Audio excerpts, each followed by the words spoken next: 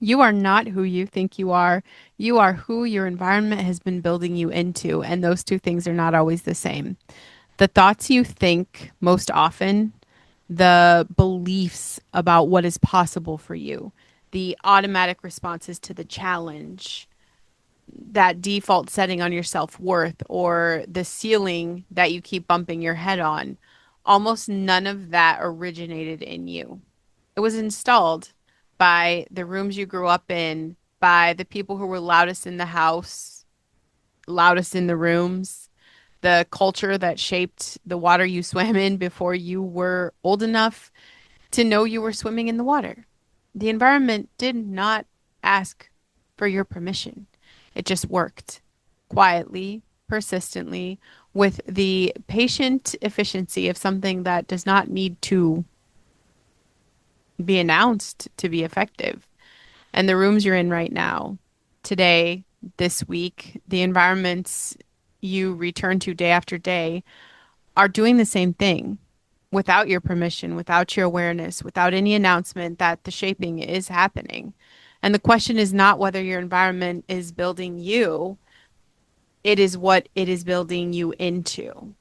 And whether the thing it is building is the person you're trying to become or the person you've already been. Because you can do all of the internal work, the therapy, journaling, that morning routine I talked about yesterday, the mindset work, the healing, the growing, and then go back to the same environment and watch most of it just dissolve. It's not because the work was not real, but it's because the environment is more powerful than the work. Not occasionally, but like almost always. The brain is shaped more by where it lives than by what it occasionally decides in the presence of a podcast. Which means if you are serious about becoming different, you have to get serious about where you live, what you walk back into every day, who has consistent access to your nervous system, what signals the space around you is sending to your brain about who you are and what is possible. And I want to deal with that today. Welcome to the Listen Bitch podcast. I am Brandon Lynette. I'm the Voice Authority podcast coach. Your mess is your message.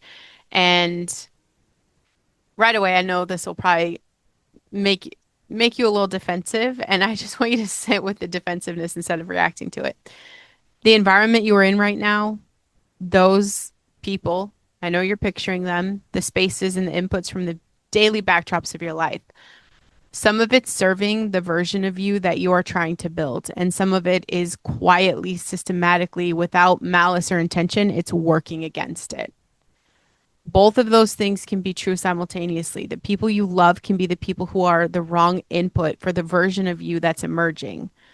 The space you have built can be the space that's too small for the life you're supposed to be living. That container we're talking about yesterday, the goldfish, can only grow in X amount of water till it hits a ceiling. The inputs that you've normalized can be the ones that are keeping the ceiling exactly where it's been. And speaking that out, like putting a name to it, that's not a betrayal of the people you love.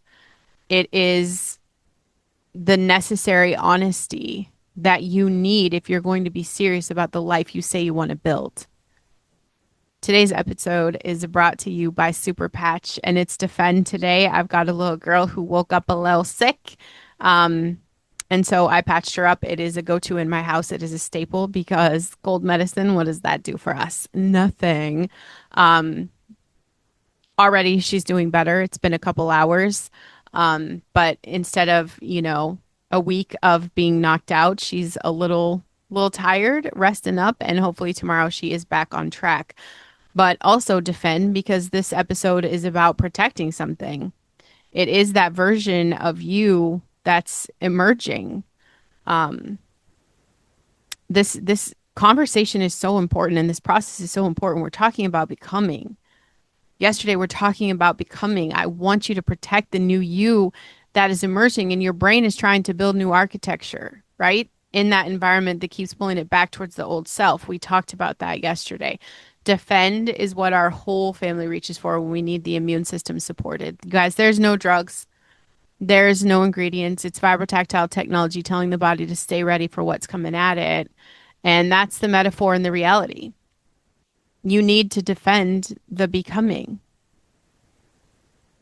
Your brain is not processing your environment. It is your brain's being processed by it. And that distinction is very important. The common assumption is that you move through your environment and you encounter it and you respond to it and you are the active agent and the environment is just supposed to be the passive backdrop. Neuroscience says the exact opposite.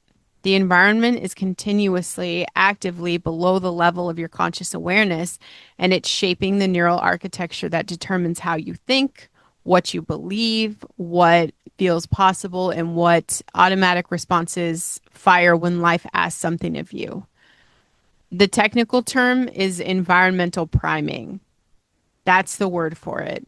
The brain, in its constant effort to predict what is needed next, uses the environment as its primary data source. The physical space you're in, the sounds around you, the emotional temperature of the people nearby, the visual cues that surround you, all of it is being processed continuously, and it's used to calibrate your expectations and your emotional state and your sense of what is safe and what is possible. And it's not a conscious thing, it just happens automatically. Before you have thought a single thought, your environment's already told your brain what kind of day this is going to be and what kind of person you are inside this day. That is why you guys, like wealthy people, they tend to stay wealthy. And it's not because money makes you smart, it's because the environment of wealth continuously primes the brain for the thinking patterns that produce the wealth, the spaces, the conversations, the assumed baseline of what's normal and what's possible. All of it is doing the neurological work on the occupants every single day. And conversely, this is why breaking generational patterns is so genuinely difficult. It is not just a mindset problem, it's an environment problem. The brain you bring to the new possibility was shaped by the old environment. And until the environment changes, the brain keeps getting reshaped back towards the familiar. Every hour you spend in an environment that confirms the old identity is an hour your brain is receiving input that reinforces the old neural architecture. Every conversation that treats the old ceiling as that realistic expectation, that's a conversation that is literally strengthening the pathway that says the ceiling is accurate. Every space that communicates scarcity or limitation or smallness, that this is as good as it gets. You guys, that space is doing active neurological work on you. And I'm not saying this metaphorically. Through the brain's environmental priming system, the space is shaping the architect who is shaping the life. And neuroplasticity works in both directions. The brain builds in the direction of consistent input. So if you give it consistent input, that confirms the old ceiling and it builds the architecture for the old ceiling. If you give it consistent input, that expands the sense of what's possible and it builds the architecture for expansion. The environment is the most powerful and most underutilized tool available for that reinvention. Okay. And it's working on you either way. You guys, the question is whether you're going to be directing it. And I want to be specific here because, the vague statements about surrounding yourself with good people, they float around the personal development space. And again, what the fuck is it changing for anybody? The room that is costing you the most is probably not an obviously toxic one. It's probably a room that you love, full of the people you genuinely care about, who genuinely care about you. Um, we have that years in the making understanding of who you are, right? You guys know that. And like I explained in yesterday's conversation, it nobody's talking about the person you're trying to become. They're not ready for that. And every time you walk into the room, the environment communicates, okay? And it's not malicious, it's not intentional. It's just that brain is doing what it does through that accumulated weight of shared history, that you are the version they know. And your nervous system, which has spent years in that room being that version, your nervous system is going to respond accordingly. That's the most expensive room. Not the one with toxic people, because you already know that, okay? But it's that one with the loving people who have a low ceiling for you because they've only ever seen you at the height of the old ceiling. And you keep going back because you love them. And you leave slightly smaller than you arrived, not because they meant to, but because the room has a that specific gravitational pull and you've been in that gravitational field long enough now that it's just automatic. And the conversations that are happening in that room. There's the one where you share the new direction. Okay. You're like, oh, I'm going to start a podcast. I've got a new business, the calling, the version of your life that you're building. And the response is careful, supportive in a very measured way. The encouragement that has a stable ceiling built into it, right? The enthusiasm that is calibrated to what they believe is realistic for you. And you leave that conversation feeling deflated. And it doesn't make sense to you internally because, like, the words were supportive, right? It is that frequency under the words, that unconscious communication of their belief about what is possible for you. And their belief in that moment became the loudest input in the room. I say this with love. You are not obligated to protect everyone from your growth, but you are obligated to be honest about what certain rooms are doing to your trajectory. And the room that keeps you slightly smaller every time you leave it is a room you need to spend less time in. And it's not because you stop loving the people in it. I'm not asking you to do that. It's because you cannot build the life you're supposed to build from inside the gravity of the ceiling that they have for you. And the rooms that build you are not always comfortable. In fact, the most productive rooms are the ones where you are the least experienced person present, where everyone around you is operating at the level you are building toward, where the assumed baseline of what is normal is above your current ceiling, where the conversations are about problems you have not had yet because you have not built for, enough to encounter them.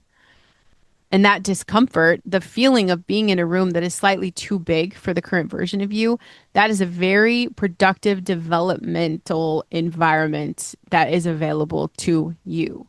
Your brain in that room does not receive confirmation of the old ceiling. It's receiving data that the ceiling is not where you thought it was.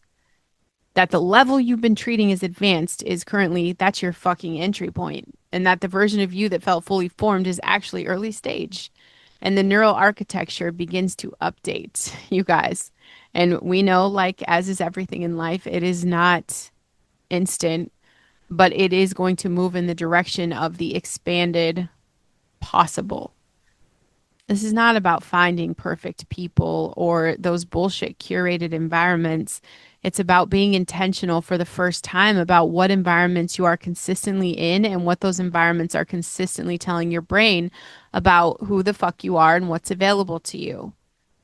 The person who spends 3 hours a week in a room where people are building what they're trying to build makes progress that the person doing everything in isolation cannot match, undeniably. And it's not because the room gives them better information necessarily, because sometimes the information is the same, but it's because the environment is doing the neurological work of expanding the baseline. The brain, bitch, in that room updates its model of what normal looks like. And when the model updates, the behavior that produces the new normal becomes more accessible, more obvious, less like the exception, and more like the expected. The most cost effective investment you can make in your own development is access to a room that is bigger than the one you're currently in. Not a course, not a book, but an actual room with real people building real things at the level you're building towards. Find the room, show up to it, let your nervous system be calibrated by it, and the brain is going to do the rest. There was a moment where I understood the power of environment in a way that rearranged everything I thought I knew about growth because I was doing that internal work. For a long time, I was getting all the information, reading, learning, processing, development, like the kind of work that happens mostly in solitude, in the journal, in my podcast episodes, in private conversations with God about the direction and the calling. And dear God, I fucked up. Are you sure you want me to do this? All of that. And I'm growing, I can see it, but the growth had a ceiling that I couldn't identify and couldn't seem to break through. And I kept doing more of the same work harder and getting more of the same incremental result. And then I got into a room with specific people who are building at a level I only thought about from the outside. And what happened to my nervous system in that room, because it's honestly the best description of environmental priming I have personally experienced. Within 20 minutes, I felt the ceiling change. And no one told me it changed. It's not like they were like, oh, welcome. They had no fucking clue. But it's because the environment was communicating through the conversations being had and through the problems being discussed, through the assumed baseline of what was normal in that room, that the ceiling I'd been operating under was not a ceiling at all. It was a floor. The level I had been treating as advanced was where these people started. The version of what was possible that I'd been working toward was the entry point where they were operating. My brain did not know what to do with that for several minutes. Honestly, the data was too inconsistent with the existing model. And then something shifted.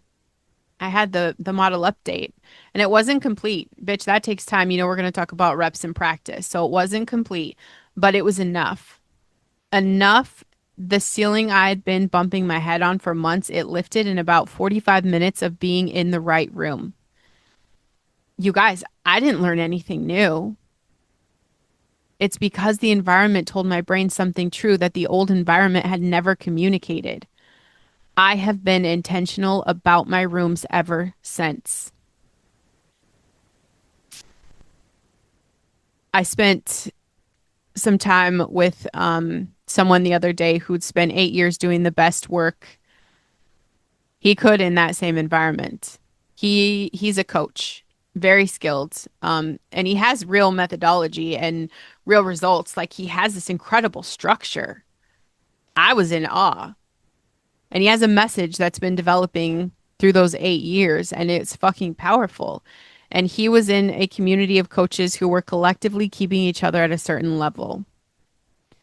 I don't think it was intentional, obviously not malicious. They're putting time into this and the conversations are supportive, the relationships are real, but the environment had an implicit agreement about what was realistic, what was worth charging, what was achievable, what was normal, and the implicit agreement was limiting everyone in it. And he didn't know this until he got into the new room. Okay. And you know, he's like, I thought I was doing well until I saw what doing well actually looked like. And that was just changing the narrative. And then I realized I'd been operating in someone else's limitation for years. And he called that the ceiling. Someone else's limitation. Called it the ceiling. This is the room problem in one sentence. And I hope you guys cannot hear my phone blowing up because I totally forgot to hit do not disturb. You do not know the ceiling in is not yours until you're in a room where the ceiling doesn't exist. And by the time you get in that room, you've probably spent years, very, significant, irreplaceable. I mean, bitch, you're not going to get them back, but you've spent years building inside a constraint that was never actually structural. It was just that environment. And that was the agreement of the room you were in. You know, there, your voice, when you step into a new room, you discover a new range. That's what happens. You finally step out of that limiting room. And this is what my friend did. The range in his voice changed. The confidence in the message changed. There was an absence of just this like apology personality that 8 years of being in the wrong room kind of installed. That quality was not something he had to manufacture. It was already there. And now that he finds his power, all he ever really needed was the right environment to activate it. You need the right room to activate your voice. And the physical rooms, okay, they're not the only environment. The digital one is running the same program. What you put in your ears on the commute, what you watch in the evening, what accounts you follow, and what content they're feeding your brain about what's normal, what's possible, and who people like you get to be. All of its environmental input, all of it is being processed by the brain's priming system. All of it either is expanding that baseline or confirming the old one.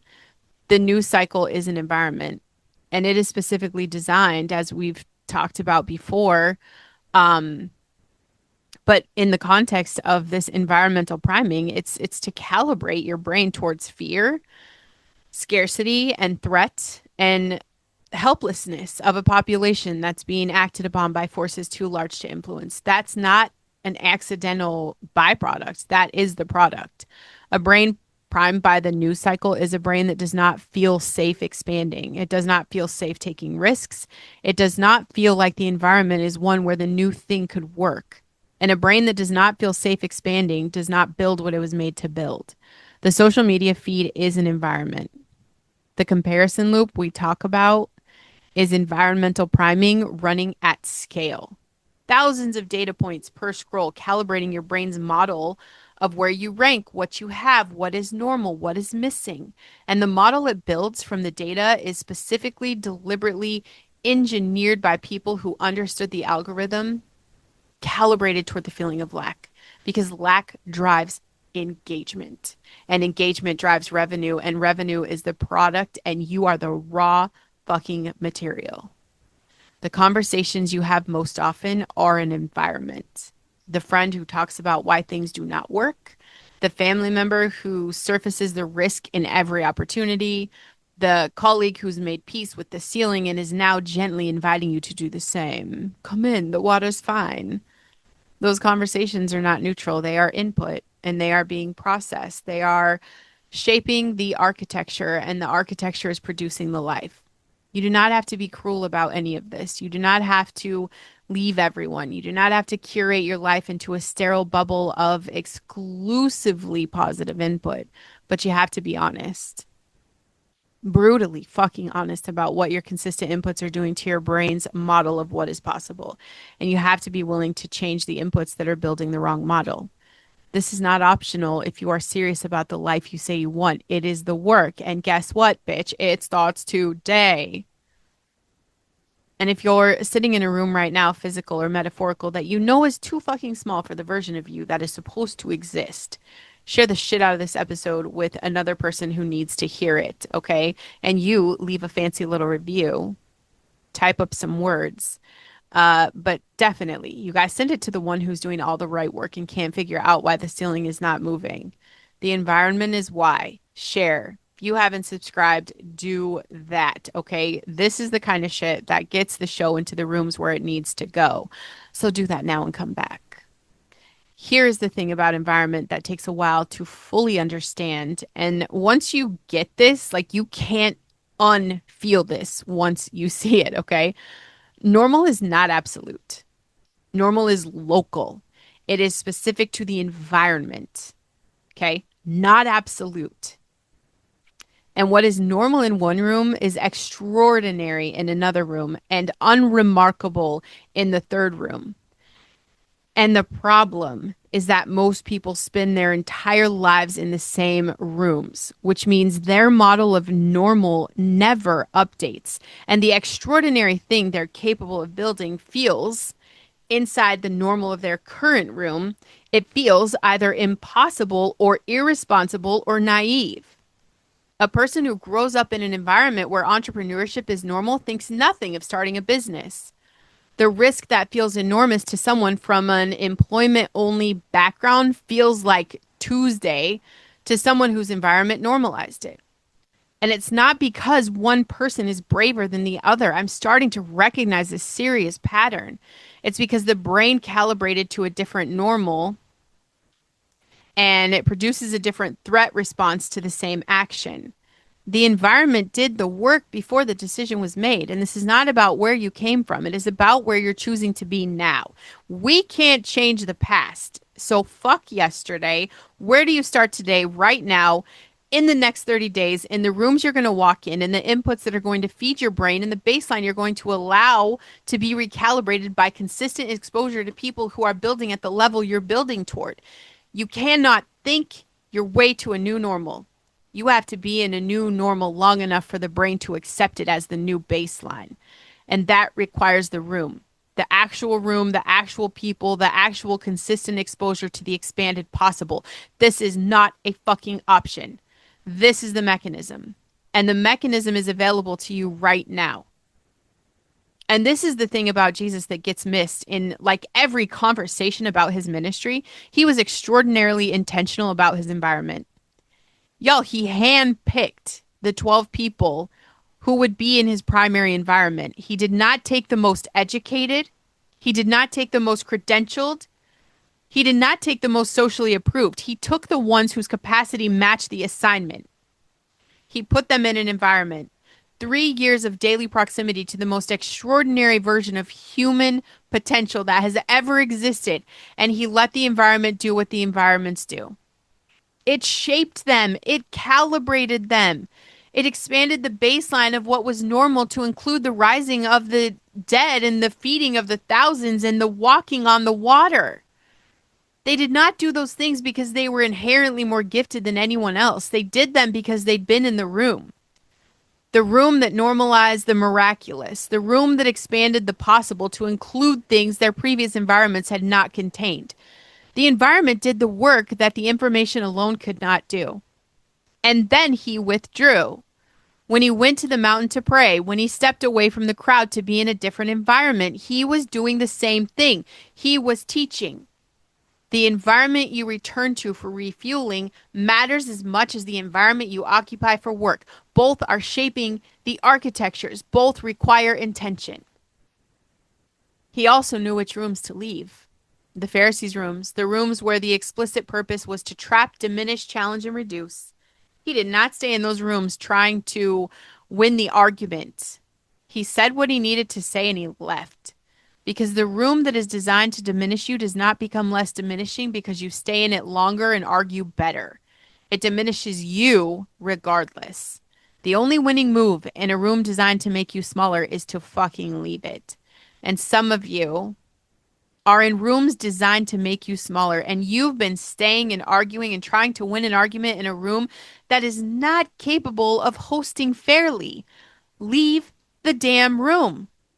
And you don't even have to do it in anger, just with clear eyes and an understanding that the room is doing what it was built to do and you have a different building to be in. Bye, bitch. Bless and release.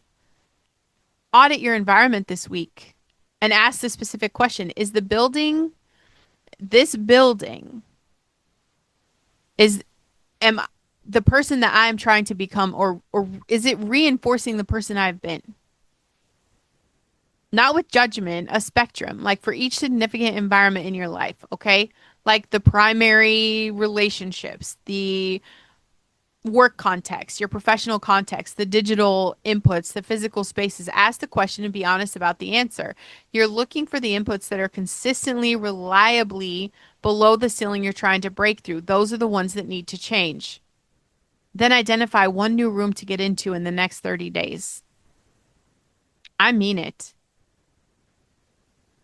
I know you heard this yesterday, and I'm showing you a different perspective, and it has to happen now. This has to be the room where people are building at a level you're building. Whether it's a community or a group or an event or a context where the assumed baseline is above your current ceiling. One room, stay in it, let your nervous system recalibrate what normal is, and your brain will do the rest. And that digital environment, which is the one most people underestimate because it feels, I guess, less real than the physical one, but it is still running the same neurological program. Do one specific thing today. Unfollow 5 accounts that consistently produce the feeling of limitation. Get rid of the news sources that are priming fear, the comparison accounts that celebrate and calibrate to inadequacy, the content that is entertaining but is not building the architecture you need. 5 accounts today. Replace them with 5 accounts of people building what you're building towards. The brain updates based on consistent input. If you change the input, you change the model. You change the model. And I have these conversations with people every single day in my interview show. They have spent so much time with the same colleagues and the same conversations and the same agreement about what's realistic and what's appropriate. And on the outside, they're genuinely good. But on the inside, so many of these people are realizing these environments are not shaping who I really am called to be. And everybody has a calling, a very specific one, no matter how you're going to use that. No matter how you're going to use that, recognize the room you're in and recognize whose life you're living. Is this yours? Or are you trying to fit in a room that was never meant for you? And these conversations I'm having, they don't realize how much of their brains have been dedicated into fitting into the wrong room. And once you get into a room that is good for you, you can feel the difference. It is tangible. And there is space suddenly created where there wasn't space anymore because the ceiling disappears. I want the right room for you.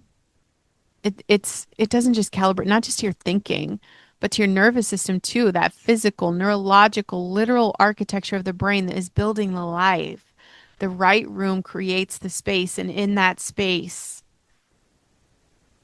there's space of a brain that is no longer dedicating its resources to fitting somewhere it was never meant to fit. The thing you were always supposed to build becomes possible. You have been fitting yourself into rooms that were not built for you for years. Maybe it's even decades. And the fitting has taken a toll that you've been calling something else. It's giving you the stress and the burnout. You're recognizing this in the difficulty of the work or the challenge of the season, and it's none of that shit. All that's bullshit to this. It is that neurological cost of compression of a person operating at reduced capacity because the environment is receiving 20% of the available resources and the fitting is receiving the rest. Let me help you build the room. That is what I do. However, you need to use your voice. Your mess is your message. And we're done being compressed in the wrong rooms. Let's create the voice and the platform that creates the space that your brain's been waiting for. You cannot build the life from inside the rooms that produce the old version. The environment is the work, and the right environment is available to you now.